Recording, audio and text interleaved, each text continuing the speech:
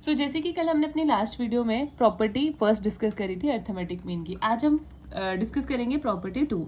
ठीक है, प्रॉपर्टी 1 में तो मैंने आपको बताया था कि प्रॉपर्टी 1 क्या बोलती है कि algebraic sum of the deviation taken from the mean जो है वो 0 होना चाहिए हमेशा। इट मीन्स कि summation i goes to 1 to n f i x i minus x bar. अगर आपको यहाँ पे ये तो विद फ्रीक्वेंसी है ना, अगर विदाउट फ्रीक्वेंसी हो जैसे submission of i goes to 1 to n x i minus x bar, तो उसकी भी वैल्यू हमेशा 0 होगी। ठीक है, अगर फ्रीक्वेंसी वाला केस है तो उसके केस में ऐसे लेंगे, वो भी 0 होगा।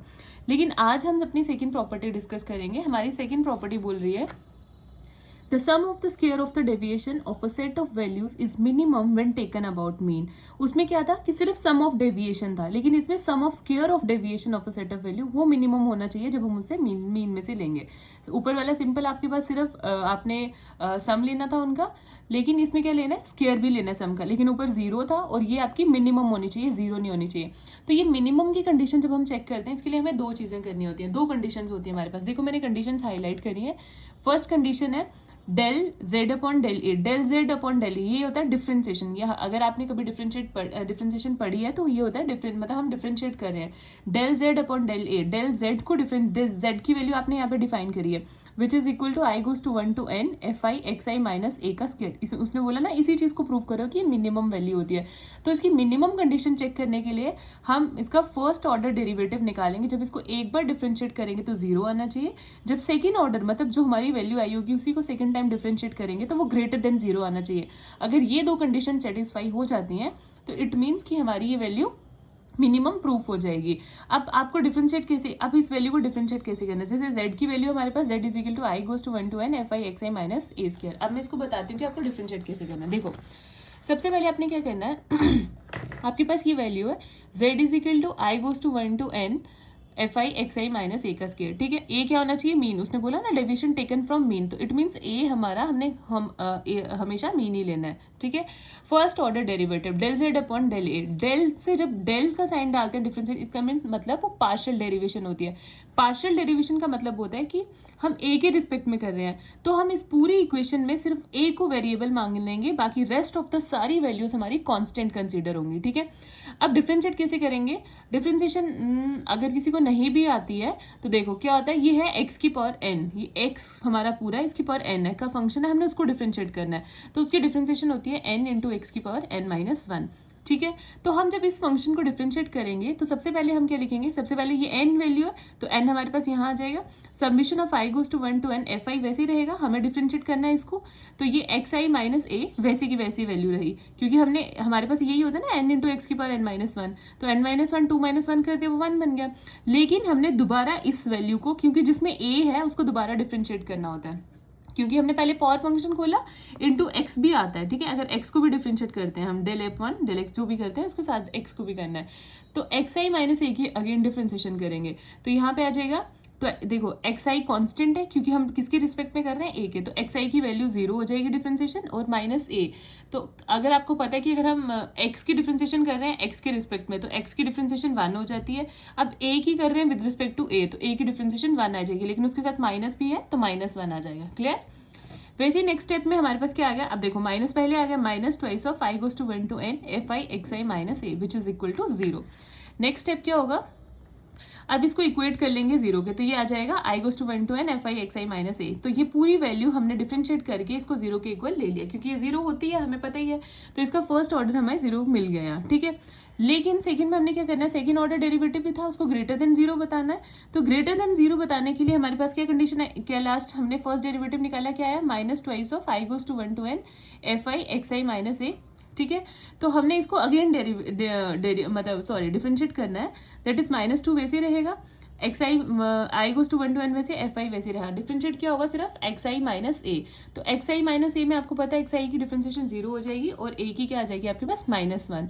ठीक है, माइनस 2 को वैसे रखेंगे, summation i goes to 1 f i minus 1, minus minus plus हो जाएगा ट्वाइस ऑफ। अब बताओ summation of i goes to 1 to n f i किसकी वैल्यू थी हमारे पास, कैपिटल एन की, तो कैपिटल एन पॉजिटिव वैल्यू आ गई which is greater than equal to 0। Second condition भी प्रूफ हो गई। फर्स्ट कंडीशन वो इक्वल 0 के इक्वल आना चाहिए, सेकंड कंडीशन वो ग्रेटर देन इक्वल टू 0 आना चाहिए। तो इससे हमें प्रूव कर दिया हमने कि ये जो हमारी वैल्यू थी z is equal to i goes to 1 to n fi xi minus a का स्क्वायर, ये हमारी मिनिमम प्रूफ हो गई। मिनिमम चेक करने की दो कंडीशन थी, फर्स्ट ऑर्डर डेरिवेटिव हमारा 0 के इक्वल आना चाहिए और सेकेंड ऑर्डर डेरिवेटिव हमारा ग्रेटर देन 0 आना चाहिए। कर दिया प्रूफ, तो हमने ये वाली सेकंड प्रॉपर्टीज की प्रूफ कर दी। ठीक है, अब मैं आपको बुक से यहाँ से पढ़ा देती हूँ। देखो क्या बोल रहा है For a frequency distribution xi fi I goes to 1 to n, let z is equal to I goes to 1 to n fi xi minus a का square be the sum of the square of the deviations of the given values from any arbitrary point a। ठीक है, we had to prove that z is minimum when a is equal to x bar, यही हमने prove किया। Applying the principle of maxima and minima from differential calculus, हाँ इसके लिए हम ये वाला प्रिंसिपल लगाते हैं मैक्सिमम और मिनिमम वाला for differential calculus. z will be minimum for variations in a if अगर हमारा del z upon del a 0 होना चाहिए और del square z upon del a square greater than 0 आना चाहिए।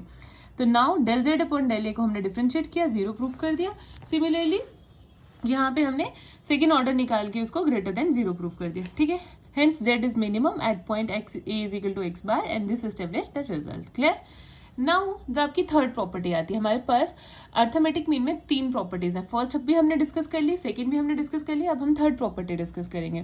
हमारी थर्ड प्रॉपर्टी क्या बोलती है, mean of the composite series. Composite series, अब सीरीज देखो, कंपोजिट सीरीज में क्या रहेगा आपके पास, हमने सिर्फ मीन सीखा है अभी तक एक सीरीज का निकालना। कम से कम हमारे पास सिर्फ एक ही सैंपल होता था, जिस सैंपल में हमारे पास ऑब्जर्वेशंस होती थी x1 so x2 so on to xn तक कुछ भी ले सकते हैं। लेकिन अगर ऐसे ही आपके पास बहुत सारे सैंपल्स हो, ये आपके पास एक सैंपल मान लियो, ये एक सैंपल चला गया x11 x12 और x1n। ठीक है, ऐसे ही अगर और सैंपल हो x21, ये सेकेंड सैंपल ले लिया, x22 so on to x2n, इसको n1 ले लेते हैं, इसका सैंपल साइज n2 ले।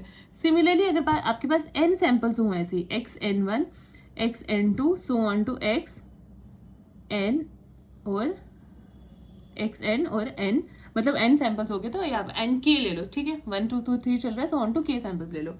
तो जब इनका कंबाइंड मीन कैसे निकालेंगे, कंपोजिट सीरीज बन गई इन सबका। अगर हमें इसका सिंगल मीन आएगा दैट इज x1 बार, इसका अलग से आएगा x2 बार, तो सो दैट इसका अलग से आएगा xn बार। अब इनका अगर कंबाइंड मीन निकालना होगा तो उस केस में हम कैसे मीन निकालेंगे, ये वो वाली कंपोजिट सीरीज है। मतलब अगर एक से ज्यादा सीरीज आपके पास हो जाए तो उनका आप कंबाइंड मीन कैसे निकाल सकते हो। तो उस केस में देखो मैं आपको बताती हूँ क्या बोल रहा है, mean of the composite series if x i bar i 1 to k तक जा रहा है, मतलब k सीरीज हम ले लें, are the mean of the k component series of size i goes to 1 to k respectively, then the mean of x bar of the composite series obtained on combining the component series is given by the formula which is x bar। इसका formula ऐसे होगा, देखो n1 x1 bar, n2 x2 bar, so on to nk xk bar. मतलब ऐसे formula बनाएंगे, x बार किसके equal आएगा, n1 x1 बार, क्योंकि इसके नंबर ऑफ ऑब्जर्वेशन n1 तक जा रहे हैं, plus n2 x2 bar plus so on to nk और xk bar, which is divided by n1 plus n2 so on to nk तक ले लेंगे। ठीक है, ये हम कंपोजिट सीरीज का मीन निकालते हैं। अभी आपको एक एग्जांपल दूंगी, आपको ज्यादा अच्छे से समझ आएगा। ठीक है, ये क्लियर। देखो फॉर्मूला वही है, n1 x1 bar plus n2 x2 bar so on to nk xk bar upon n1 plus n2 so on to nk। अब देखो, अब इनको अगर हमने कंबाइन करके लिखना हो तो मैंने आपको बताया था सबमिशन में हम कंबाइन कर सकते हैं। आई कहाँ से कहाँ तक जा रहा है, 1 से लेके k तक जा रहा है ना, ये ni हमने ni लिया था, तो आई हमने बोला 1 से k तक जा रहा है। Summation of i goes to 1 to k, multiply क्या हो रहा है ni और xi, that is ni xi। Given क्या आ रहा है आपके पास, सबमिशन ऑफ n का सबमिशन आ रहा है, तो i goes to 1 to k इस केस में भी, और ni आ रहा है। ठीक है, देखो वैसे ही जैसे मैंने एग्जांपल, जैसे इन्होंने एग्जांपल ले ली, x1 बार 1 अपॉन n1 सबका सम आ गया और सारे टर्म्स का, सारे ऑब्जर्वेशंस का सम। सिमिलरली वैसे ही k टर्म्स तक लिया हमने। तो कंबाइंड मीन निकालने के लिए हम इनका, देखो ये जो x1 बार है ना, तो ये x1 के अंदर ये जो ऑब्जर्वेशंस है वो ये हैं, x11 x12 so on to x1n1। Similarly ऐसे लेके हमने ये हमारे पास फॉर्मूला रहेगा। ठीक है, इसी के साथ हम कल इस पे पहले एक एग्जाम्पल करेंगे। एग्जाम्पल से आपको अच्छे से समझ आएगा कि कंपोजिट सीरीज का मीन हम कैसे निकालते हैं। ठीक है, अभी आपने सिर्फ ये फॉर्मूले रिवाइज करने हैं आज, इसको एक बार दोबारा से लिखना है, समझना है, फिर हम इस पे एग्जाम्पल करेंगे सो दैट आपको और अच्छे से समझ आ जाए। और अगर इसमें कंबाइंड सीरीज में इन 3 प्रॉपर्टीज में कोई भी डाउट हो तो मुझे पूछना। इसके बाद हम मतलब अपने अर्थमेटिक मीन में जितने भी एग्जाम्पल्स होंगे वो करेंगे नेक्स्ट क्लास में। ओके।